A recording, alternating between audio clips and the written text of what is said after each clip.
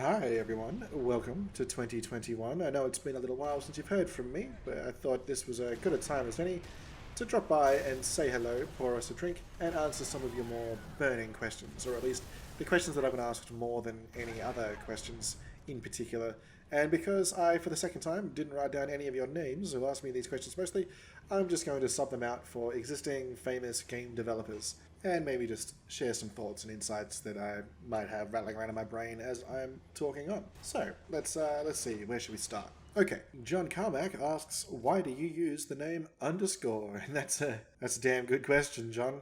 Well, I guess the truth of it dates back to sort of 2012, 2013, somewhere around there, when there was my friends and I, we were sort of throwing around ideas for small scale productions, and we wanted like a single production sort of banner to head it all under, like a single place for people to come to.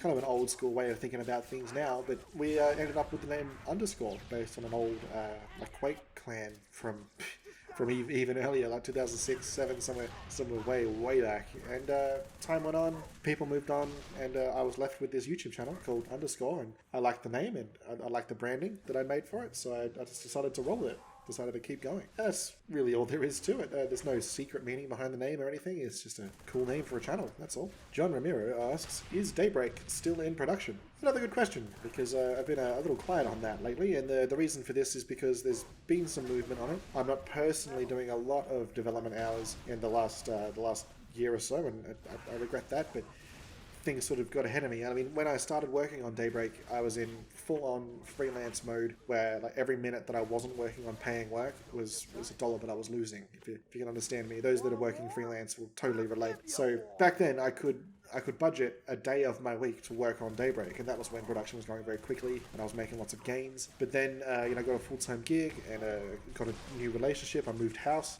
Life sort of got ahead of the game, and production kind of stalled. But also, more important than that, was that I'd reached a point in development where I would need to either hire on some new people or learn some new skills, and I couldn't see myself learning those skills unless I got some formal education somewhere, which I just simply didn't have the time for. Those things are character and creature design, character animation, AI. AI is a big weak spot in my portfolio. Oh, and all the goopy Cronenberg effects in the subject matter for Daybreak. These were things like I'd tried, I'd made a few tests, a couple of test videos, and I just wasn't getting the effects that I wanted. I didn't want the game to end up looking super cheap or amateur. I wanted it to be an effective sort of thing, and when I realized that I couldn't do that on my own, I guess production sort of lapsed there. But there is movement on it lately. I've got my friend Brandon and Squiffy on Discord, if you're familiar with these names. They've started up a new server and they're going to be heading up management. I've got a little bit of a budget to work with, so if you have skills in any of those fields, that being character and creature design, animation, AI, or like goopy VFX, definitely hit me up, send me a message, drop by the Discord, and we can talk about how we can get Daybreak back on its feet. I am working on other sort of SCP related things. I mean, my focus these days is mostly on VR development. I think you all saw my 035 minute long sort of short concept film. I'm also working on an SCP VR experience, kind of a short one, but I should have a video about that pretty soon. I mean, I am doing things with SCP. It's one of my favorite sort of pop culture manifestations. Gabe Newell asks, how's life? What have you been up to lately? Thanks, Gabe. Thanks for checking in. Yeah, no, I'm doing all right. Been thinking about other things to do with the channel, like other kind of projects to take on that I might have the time or at least the motivation to pursue. One in particular is sim racing. I just got myself a pretty high-end sim racing rig with some sort of ongoing developments there.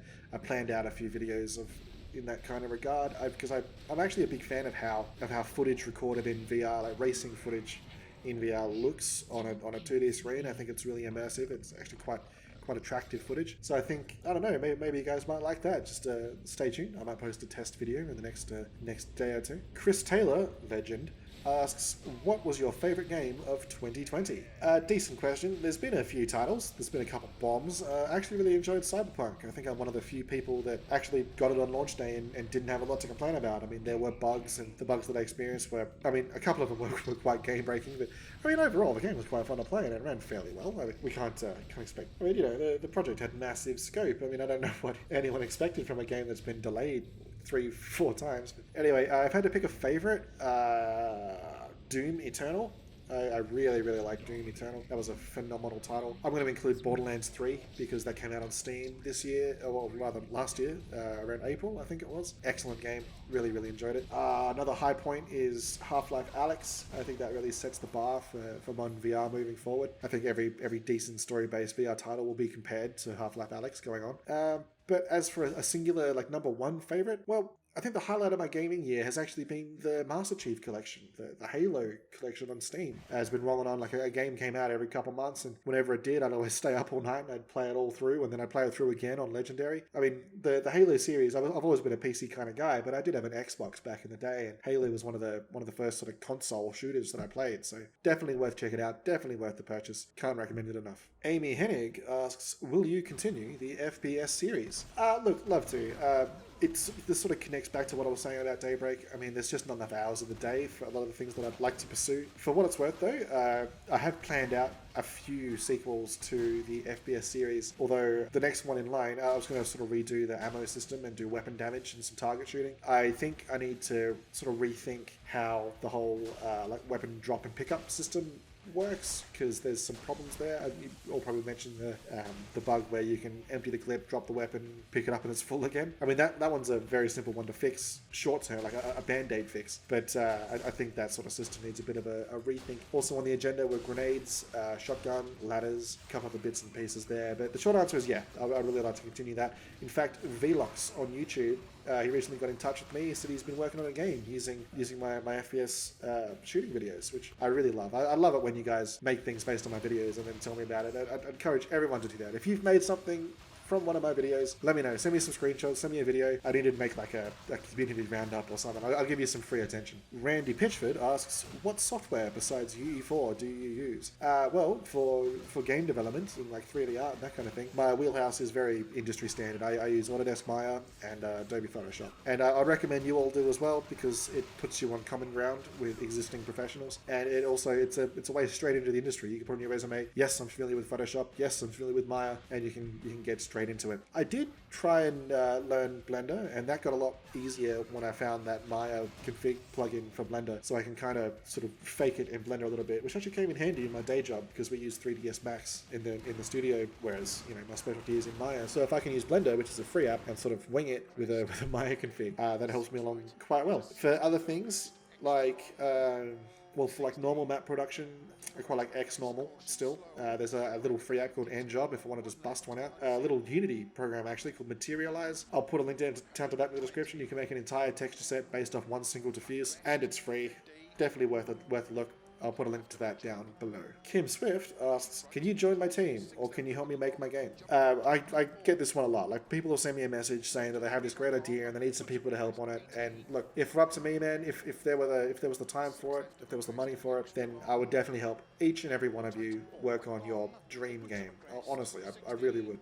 Problem is, there's just simply no time. I can't afford to help everyone out with their passion projects and that kind of thing. In fact, here's some free industry advice because I know a lot of you guys are students just getting into the industry. So let me share something with you. If you got into the industry to make your game, you might find yourself not making a lot of money. You might not become very successful. What you need to do is enter the industry thinking that you just want to make games, because for the first maybe 5 years of your paid career, you'll be working on other people's ideas, like other people's games, because they're the ones with the capital. They're the ones that can pay your bills for you. But then once you're established, once you have your some jobs under your belt, you can maybe hire your own small team and maybe spare some resources on making your vision come true, which is definitely something that I'm doing now with the later VR development that I'm working on. Like, VRP is sort of branching into 3 or 4 different little mini game concepts, and hopefully I can sort of readjust my situation in the next year or two maybe, and we'll see what kind of things I can produce, because I do kind of regret in a little way that I didn't make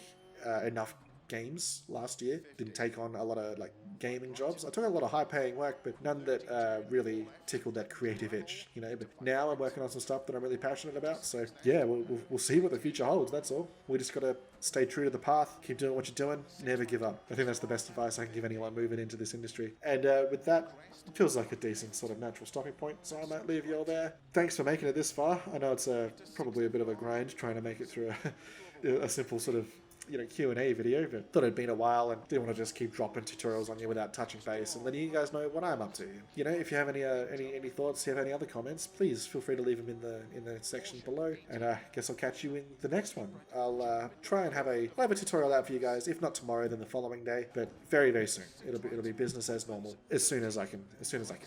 So thanks, guys. Thank you for your patience. And if you would like to support me, support the channel, just remember to tell your friends, subscribe. Yeah, pick a video. Head over to the channel page and scroll through the videos. So go through the backlog. You might find something that sticks out to you that you might want to have a go at. Just have a look around, see what you can find. If you would like to make a financial donation, there is a PayPal link down below. If you would like to make that donation and get something in return, then you can hit up my Gumroad store and buy yourself some textures or some models, something like that. Every little bit helps here and there. So, thanks guys, and I will catch you in the next one. Cheers. 30, 6 right, keep right of a 70, into 5 left, 70, flat crest, into 6 left, 6 right of a jump, 50, 6 left of a jump, keep right of a 50, 6 left of a crest, into 5 right of a crest, to crest, and 6 left, opens, keep middle of a crest, jump, to big jump, into 6 left, 50, 6 right, 50, flat jump, and jump, 50, 6 right, opens long of a crest, to slow tarmac, 50, turn, 1 left, opens, don't cut long,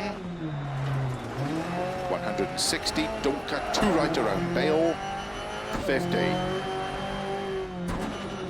don't cut 1 right around bail, into turn, don't cut 1 left, cobble slippy, and hairpin left, don't cut, into 3 right, 3 left slippy, don't cut 3 right opens long, 30 over finish, 70 to stop.